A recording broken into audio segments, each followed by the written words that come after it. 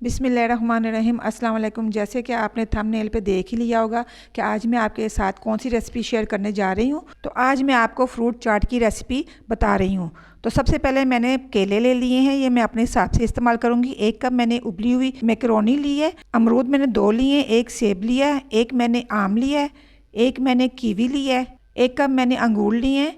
अंगूर मुझे बड़े वाले मिले थे, मैंने वो ले लिया, आप छोटे भी ले सकते हैं। अनार लिया है और 1 मैंने आड़ू ले लिया है। अब इसकी हम कटिंग करेंगे।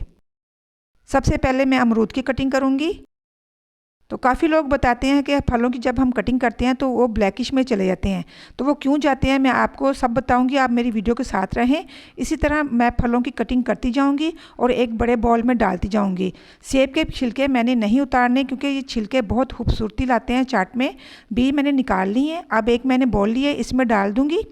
इसके बाद मैं बाकी भी फल काट लूँगी।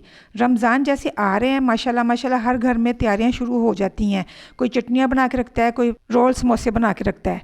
तो मैंने सोचा क्यों ना मैं आपके साथ फ्रूट चाट की रेसिपी शेयर करती हूँ। तो एक मैंने आम लिया था, उसे भी मैंने काट लिया छोटे छोटे क्यूब्स में। तो ये ज़रूरी नहीं होता कि आपके पास अगर फल कम है तो आप फ्रूट चाट नहीं बना सकते, ऐसा कुछ नहीं होता। मेरे पास थे तो मैंने काफ़ी फलों का इस्तेमाल कर लिया है।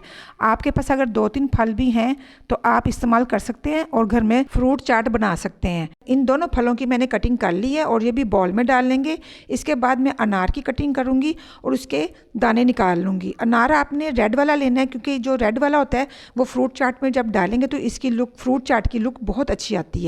तो इस तरह से हम काट लेंगे और दाने निकाल लेंगे। दाने निकालने के बाद इसको धो लेंगे। सारे फलों को हम इसी तरह काटते जाएंगे, दाने निकाल लेंगे और इसमें डाल देंगे। आधे फलों का इस्तेमाल मैं इस टाइम करूंगी और आधे फलों का इस्तेमाल मैं गार्निश के टाइम करूंगी। हाफ लेमन का जूस डाल दूंगी। वो इसलिए डालूंगी जो कलर हमारा चेंज हो जाता है फलों का वो नहीं होगा इसके डालने से। आखिर में मैंने केले लिए हैं। केले मैंने इसलिए आखिर में लिए हैं कि इसका जो कलर है बहुत ही जल्दी काला हो जाता है, इसलिए केलों को चाट में एंड में डाला जाता है ताकि इसका कलर चेंज ना हो जाए।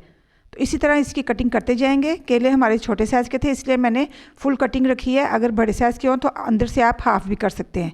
ये भी डाल देंगे। अब इसमें हम थोड़ा सा अनार का इस्तेमाल करेंगे। बाकी जो अनार है वो मैं ऊपर डाल दूंगी। 1/4 कप मैंने पानी लिया है और 3 टेबलस्पून भर के मैं टैंक का लूँगी। टैंक मैंने ऑरेंज इस्तेमाल किया है। जूस का इस्तेमाल मैं इसलिए नहीं कर रही कि जब टैंक का इस्तेमाल मैं कर रही हूँ और इससे इसका फ्लेवर जो चाट में आता है बहुत ही मज़े का होता है। 2 टीस्पून मैंने भर के चीनी के लिए वो मैं डाल दूँगी, मिक्स करूँगी अच्छे से और चाट में डाल दूँगी। जूस का इस्तेमाल कर लें या टैंक का इस्तेमाल कर लें, इसके अलावा लेमन जूस का इस्तेमाल कर लें। इन तीनों चीज़ों से चाट का जो कलर है वो ख़राब नहीं होता है, बिल्कुल परफेक्ट रहता है। हाफ टी स्पून मैंने चाट मसाला डाला है और इसकी मिक्सिंग कर ली है। अब मैं डिश में निकालूंगी और बहुत ही मज़ेदार चाट हमारी तैयार हो गई है। आप रमज़ान में ज़रूर मेरी रेसिपी को ट्राई कीजिए। और बाकी जो फल था वो मैंने ऊपर डाल दिया है। थोड़ी सी मैंने काली किशमिश ली थी वो भी मैंने डाल दी है।